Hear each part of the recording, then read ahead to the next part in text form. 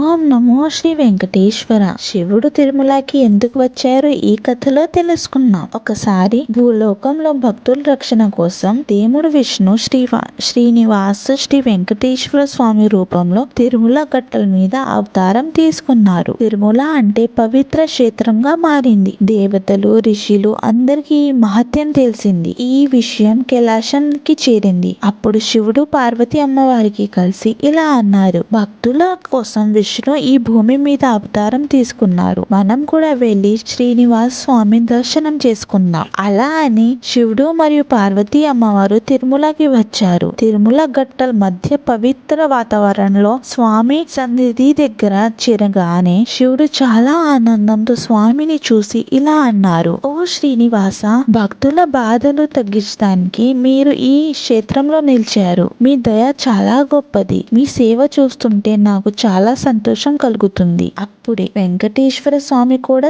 శివుడిని చూసి ప్రేమతో ఇలా అన్నారు: ఓ మహాదేవ, మీరు నా సన్నిధికి వచ్చారు. నా అదృష్టం. మీ ఆశీర్వాదం లేనిది ఏ లోకంలో ఎవరికి రక్ష ఉండదు. అలా రెండు దేవతలు ఒకరికి ఒకరు గౌరవం చూపించారు. ఆ దివ్య సమయంలో దేవతలందరికీ ఒక మహత్యం అర్థమైంది. శివుడు మరియు విష్ణు రెండు కాదు, ఒకటే అని. అప్పటి నుంచి భక్తులు నమ్ముతారు. శివుణ్ణి పూజిస్తే విష్ణు సంతోషం పడతారని, విష్ణుని పూజిస్తే శివుడు సంతోషం పడతారని. అందుకే తిరుమలలో వెంకటేశ్వర స్వామిని దర్శనం చేసినప్పుడు శివుడు ఆశీర్వాదం కూడా కలుగుతుందని నమ్ముతారు. శివుడు మరియు శ్రీ వెంకటేశ్వర స్వామి రెండు వేరే కాదు, ఒకటే పరమాత్మ రూపంలో.